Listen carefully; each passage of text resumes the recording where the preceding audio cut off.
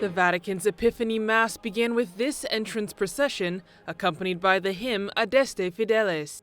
Groups from around the world dressed in traditional attire were also present for the Mass. At the beginning of the celebration, Pope Francis invited Christians to follow the example of the Magi, who went to adore the baby Jesus. La luce di Betlemme ha varcato I confini dello spazio e del tempo e ora illumina il mondo intero.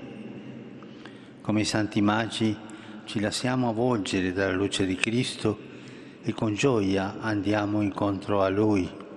Benedizioni di Dio per tutti I popoli della terra.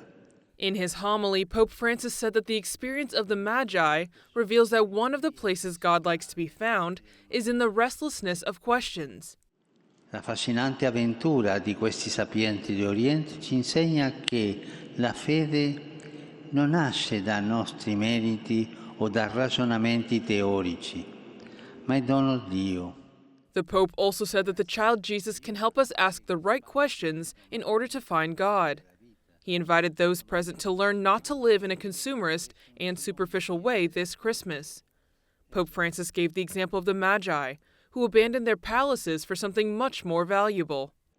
Spesso cerchiamo di sistemare il cuore nella cassaforte della comodità, ma se I Magi avessero fatto così, non avrebbero mai incontrato il Signore. Pope Francis reflected on what Pope Emeritus Benedict XVI had said about the significance of the Magi's journey. He said that each of us can also do it without ever leaving home. Il loro pellegrinaggio esteriore, ha detto Benedetto XVI, è l'espressione del loro essere interiormente in cammino, dell'interiore pellegrinaggio del loro cuore. At the offertory, these three groups dressed in traditional attire brought the Pope the Eucharistic gifts.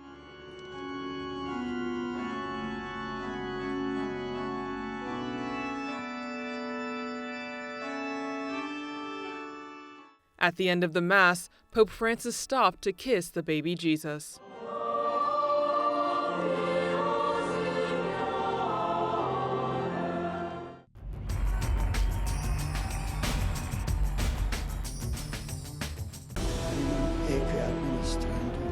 Five years after his resignation, those who shared his final moments as Pope, his friends and the Vatican spokesman, give us the full story.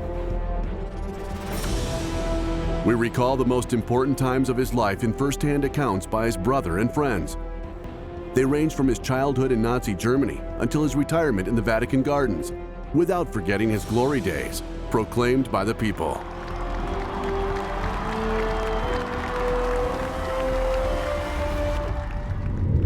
Benedict XVI, in honor of the truth.